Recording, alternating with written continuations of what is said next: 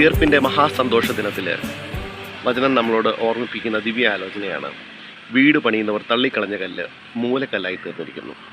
യെരുശലേം ദേവാലയ നിർമ്മാണത്തിൻ്റെ പശ്ചാത്തലത്തിൽ ഏറ്റവും ഉയരങ്ങളിൽ വെക്കേണ്ട ഹെഡ് സ്റ്റോൺ ആരും ശ്രദ്ധിക്കാതെ അലക്ഷ്യമായി നാളുകളോളം മാറിക്കിടക്കുകയും അവസാനം തിരഞ്ഞു ചെന്നപ്പോൾ ആരും പ്രാധാന്യമില്ല എന്ന് കണ്ട കല്ലായിരുന്നു അവരുടെ ഏറ്റവും പ്രമുഖമായത് എന്ന് തിരിച്ചറിഞ്ഞ നേരമാണ് ഈ വാചകഘടന രൂപപ്പെടുന്നത്.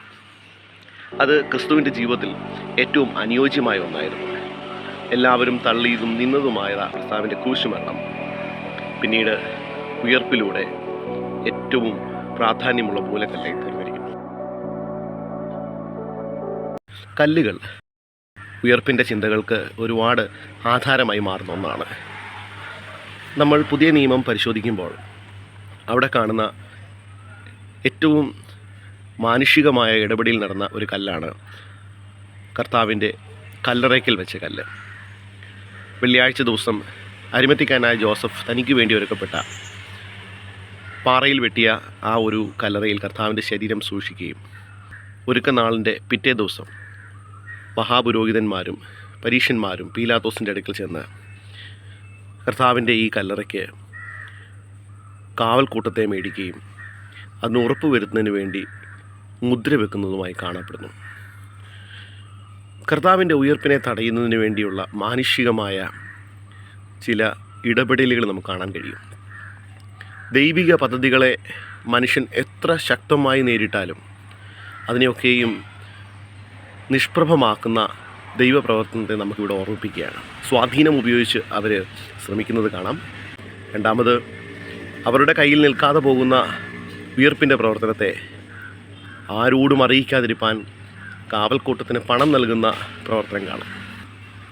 ഇതും പ്രവർത്തിക്കാതിരിക്കുന്ന നേരത്താണ് ഉയർപ്പിനെതിരെയുള്ള കുപ്രചരണം അവരഴിച്ചുവിടുന്നത്. ഈ ലോകത്തിൽ ദുഷ്ടൻ്റെ 3 ആയുധങ്ങളായി നമുക്കിതിനെ കാണാൻ കഴിയും. എന്നാൽ ഉയർപ്പ് മനുഷ്യന് നിയന്ത്രിക്കാൻ കഴിയുന്ന ഒന്നല്ല. ദൈവം ഉയർത്തുവാൻ തീരുമാനിക്കുന്നതിനെ മനുഷ്യന് നിയന്ത്രിക്കാൻ സാധ്യമല്ല എന്ന് ഒരിക്കൽ കൂടെ നമ്മളെ ഓർമ്മിപ്പിക്കുകയാണ്. ദൈവിക പദ്ധതികളെ നമുക്ക് തള്ളിക്കളയാം, മാറ്റിവെക്കാം. പക്ഷേ ദൈവസമയത്ത് അത് തീർച്ചയായിട്ടും ഉയർത്തപ്പെടുമെന്ന് ഓരോ വിശ്വാസിയും ഈ ഒരു വേദഭാഗം അടിവരയിട്ട് ഓർമ്മിപ്പിക്കുകയാണ്. ഒരു കാര്യം കൂടെ ബൈബിളിൽ നമ്മളോട് ഓർമ്മിപ്പിക്കുന്നു: മുള്ളിനെ ഉതയ്ക്കരുത്, മുള്ളിനെ തൊഴിക്കരുത് എന്ന് പറയാം. കാരണം ദൈവിക പ്രവൃത്തിയെ ഏറ്റുമുട്ടാൻ നിൽക്കുന്നത് സ്വയനാശത്തിന് ഇടയായിത്തീരുന്നു. പിന്നീട് ചരിത്രത്തിലൊന്നും ഈ ഗവൺമെൻറ്റും ഈ കൂട്ടുമൊന്നും നമുക്ക് കാണാൻ കഴിയുന്നില്ല. ദൈവരാജ്യം ഇന്നും നമുക്കിടയിൽ ശക്തമായി വളർന്നുകൊണ്ടേയിരിക്കുകയാണ്. രണ്ടാമത്തെ കല്ല് നമ്മളോട് പറയുന്നത് കൂടെ വന്ന മഗ്ദലക്കാരത്തി മറിയയുടെയും യാക്കോബിൻ്റെ അമ്മ മറിയയും ശലോമയും കണ്ട കല്ലാണ്.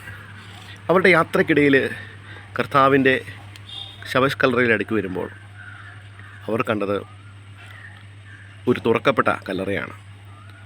അവരുടെ യാത്രക്കിടയിൽ അവരുടെ ചോദ്യം ഇതായിരുന്നു: കല്ലറയുടെ വാതിൽ നമുക്ക് വേണ്ടി ആർ ഉരുട്ടിക്കളയും? ആ കല്ല് വലുതായിരുന്നു, ആർ നമുക്ക് വേണ്ടി പ്രവർത്തിക്കും? ഈ ഒരു ചിന്ത കൊണ്ട് അവർ വീട്ടിലിരുന്നു എങ്കിൽ ഉയർപ്പിൻ്റെ മഹാസന്തോഷത്തിന് സാക്ഷികളാകുവാൻ ഇവർക്ക് സാധ്യമായി തീരത്തില്ലായിരുന്നു. എന്നാൽ ഇവിടെ നമ്മളോട് വചനം പറയുന്നു: വിശ്വാസത്തോടെ നടന്നു നീങ്ങുന്ന വിശ്വാസിക്ക് മുമ്പിൽ ഏത് വലിയ കല്ലായിരുന്നാലും അത് ഉരുളുക തന്നെ ചെയ്യും. മനുഷ്യന് തടയാൻ കഴിയാത്ത ദൈവിക പ്രവർത്തനത്തിന് നമ്മളൊക്കെയും പങ്കുചേരുവാൻ ദൈവം നമ്മളെ ക്ഷണിച്ചിരിക്കുകയാണ്. ഈ വേദഭാഗ ധ്യാനം പൂർണ്ണമാകുമ്പോൾ തള്ളിക്കളഞ്ഞ കല്ല് മൂലക്കല്ലായി തീരുന്ന ഉയർപ്പിൻ്റെ സന്ദേശം ഓരോ വിശ്വാസികൾക്കുമുള്ള ദൈവികമായ ഉറപ്പാണ്.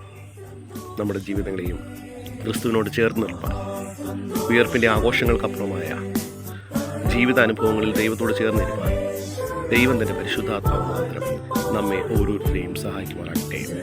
ആമേൻ.